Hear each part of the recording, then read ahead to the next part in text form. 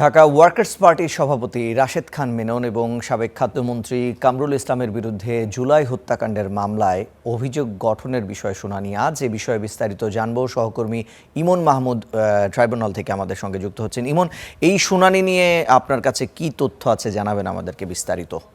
ঋষান, এই মুহূর্তে আমি আছি আন্তর্জাতিক অপরাধ ট্রাইব্যুনালে। সাধারণত সকাল 11:30টার পরপরই আদালতের কার্যক্রম শুরু হয়। সেই হিসেবে আজ কিছুক্ষণের মধ্যেই ট্রাইব্যুনালের কার্যক্রম শুরু হওয়ার কথা রয়েছে। এখনো পর্যন্ত এই অভিযোগ গঠনের শুনানি শুরু হয়নি। এই অভিযোগ গঠনের শুনানি মূলত হবে বাংলাদেশ ওয়ার্কার্স পার্টির সভাপতি রাশেদ খান মেনন এবং সাবেক খাদ্যমন্ত্রী কামরুল ইসলাম। তাদের বিরুদ্ধে জুলাই গণহত্যার মামলার অভিযোগ রয়েছে। তাদের বিরুদ্ধে মোট 2টি অভিযোগ রয়েছে। হত্যা, উস্কানি এবং পরিকল্পনার অভিযোগ তাদের বিরুদ্ধে রয়েছে।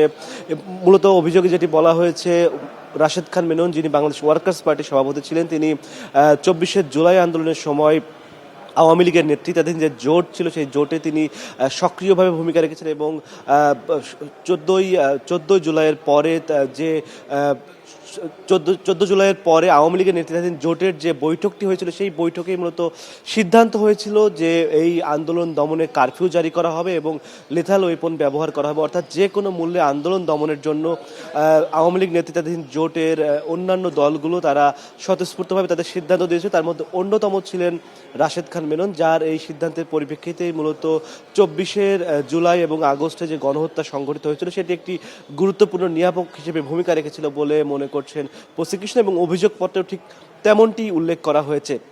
এছাড়া আজকে আওয়ামী লীগ শাসনামলে ডিজিএফআই এর গোপন বন্দিশালায় যে গুম এবং হত্যার ঘটনা ঘটেছিল সেই হত্যার এবং গুমের মামলার চতুর্থ সাক্ষী হিসেবে সাক্ষ্য দিবেন একজন গুম ভুক্তভোগী, যার নাম ইকবাল চৌধুরী। এর আগে এই মামলায় মোট 3 জন সাক্ষ্য দিয়েছেন। তারা হলেন হুম্মাম কাদের চৌধুরী, এছাড়া সাক্ষ্য দিয়েছেন ব্রিগেডিয়ার আজমি সাক্ষী দিয়েছেন এবং সাবেক সেনা কর্মকর্তা হাসিনুর রহমান, তিনি এই মামলায় সাক্ষ্য দিয়েছেন। তারা সবাই তাদের সাক্ষ্যে যেটি বলেছেন যে তাদেরকে তাদের স্বাভাবিক জীবন যাপন তারা যখন করছেন, তাদের অর্থাৎ আওয়ামী লীগের বিরুদ্ধে তারা বিভিন্ন সময়ে লেখালেখি করেছেন, কথা বলেছেন।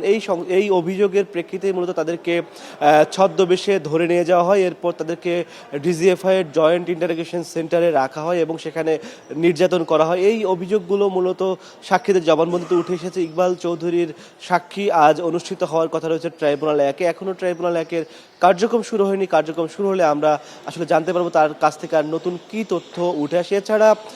এছাড়া গাজীপুরে পাতারটেকে একটি ভবনে জঙ্গি সাজিয়ে 7 তরুণকে হত্যা করা হয়েছিল। সেই হত্যা মামলারও আসামি হয়েছেন সাবেক 2 আইজিপি, যাদের মধ্যে রয়েছেন সাবেক আইজিপি জাবেদ পাটোয়ারি এবং সাবেক আইজিপি শহীদুল হক। তারা দুজন এই মামলাতে রয়েছেন এবং এই মামলার মোট 3 জন আসামি গ্রেপ্তার রয়েছেন। তাদেরকে আজকে ট্রাইব্যুনালে হাজির করা হয়েছে এবং এই মামলারও আজকে যারা পলাতক আসামি রয়েছেন তাদেরকে ট্রাইব্যুনালে হাজির হওয়ার জন্য আত্মসমর্পণের বিজ্ঞপ্তি দেওয়ার কথা রয়েছে। এই ছিল আন্তর্জাতিক অপরাধ ট্রাইব্যুনাল থেকে আমার কাছে সবশেষ তথ্য।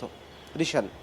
ইমন, আপনাকে ধন্যবাদ। দর্শক, আমরা জানছিলাম বাংলাদেশ ওয়ার্কার্স পার্টির সভাপতি রাশেদ খান মেনন এবং সাবেক খাদ্যমন্ত্রী কামরুল ইসলামের বিরুদ্ধে জুলাই হত্যাকাণ্ডের মামলার অভিযোগের গঠন শুনানি আজ। সে বিষয়ে জানাচ্ছিলেন সহকর্মী ইমন।